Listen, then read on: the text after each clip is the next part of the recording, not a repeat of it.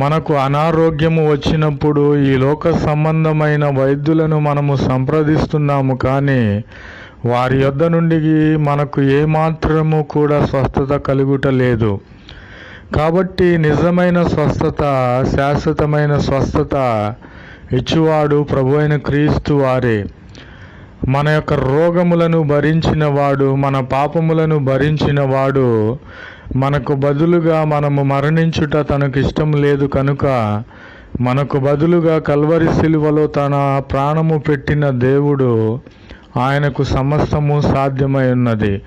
కాబట్టి నీకు ఏ విషయంలో స్వస్థత కావాలో ప్రభు వద్ద అడగమని నేను వేడుకొనుచున్నాను.